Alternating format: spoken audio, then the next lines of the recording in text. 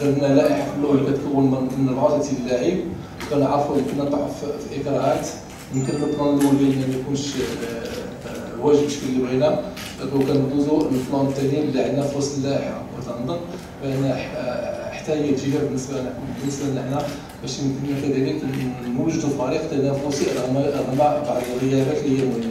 حنا في اكراهات مع المباراه الاخيره اللي لعبوها اللاعبين مع الفرق تاعهم، وهنا كان مشى ضحيه اللاعب الابيض واللاعب الفروج واللاعب الشماغ، وما نساوش الحمد لله حتى هو.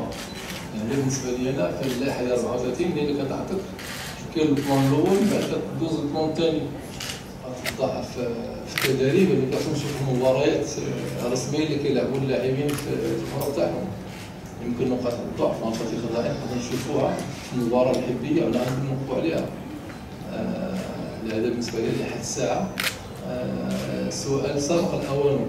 اما بالنسبه للعطيه فكنظن الاصابه تاعو فهي واضحه، الكومينيكاسيون تاعي اللي كنت معاه كتبين بان عامل الاصول ديالنا وعنده واحد المسؤوليات وعنده واحد الرغبه، ولكن اللي اكراهات ما كيحضرش، والدليل على ذلك فهو ما سافرش حتى مع الفريق تاعو المباراه ديال شرق. اما بالنسبه للاستفاده من المباراه ديال قطر بطبيعه الحال كان المنتخب القطري عندهم الامكانيات وعندهم لاعبين من العيار الثقيل، لان ماشي لاعبين قطريين، لاعبين جناسيين من عده دول مختلفه ولهم اسماء ولهم وزن ثقيل. لهذا في المنتخب القطري كما قلت من قبل هذه وضعنا تحت واحد المحك حقيقي اللي غادي يعطينا خلاصات اللي او يبين بعض العيوب ديالنا نقدروا ان شاء الله نشتغلوا عليها ونصححوها في المستقبل. اولا بالنسبه للمونديال الحدادي فكنظن بان ديال كثيره من الحدادي، فالمونديال الحدادي تنظن كلشي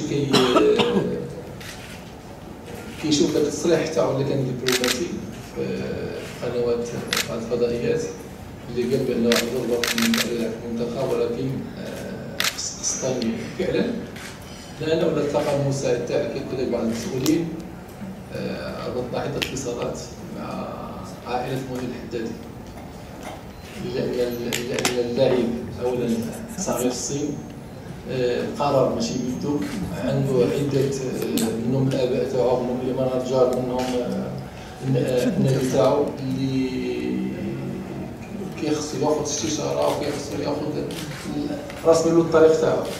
يعني الطريقنا اللي عطانا حنا هو كيسون ديال الوقت. المونديال الحدادي رغم واخا تشوفوا الان كيلعب مع الفريق الاولمبي او فتنظن شي كيسون وقت، واللاعب ما كيخصهاش نديرو عليه واحد الابريسون باش ما يمكنناش نفقدوه. بنفس الشكل يمكننا نقولوا على اللاعب حكيم زياش اللي كيلعب في تورنتو، اللي كان عنده اتصالات مباشره واللي فعلا بين لي الرغبه تاعو باش يكون في المنتخب، ولكن هو كيخصو كيصندر الوقت. كتجي كتقول لي اللاعب نبيل الوهباوي اللي استدعى المنتخب السويدي فعلا معاه، والسؤال تاعك كان واجب. فرغم هو استدعى المنتخب السويدي وغيلعب مباراه حبيه مع المنتخب السويدي، فانت غادي تشوفوا ان شاء الله في اكتوبر على المنتخب المغربي. بالنسبه للمنتخب المغربي ديال محشور ملعب الدار البيضاء، فهذه امور ماشي انا المسؤول عليها، مسؤول على الجهات الاخرى، وكنت انا هو السبب باش هذه المباراه الاولى بدات تلعب في الدار البيضاء انصافا للجمهور ديال الدار البيضاء الوقت. فالمنتخب المغربي غادي يكون جاهز باش يكون ينافس على كاس افريقيا، ويكون ان شاء الله وطن للحدث. هذا بالنسبه لنا لحد الساعه حنا الله بدينا كنشتغلوا، الله كنحفظوا الامور تاعنا وعندنا من الطموح ومن الثقه باش ان شاء الله نفرح بمساعده الجميع واولهم الجمهور باش نكونوا ابطال ديال الحدث.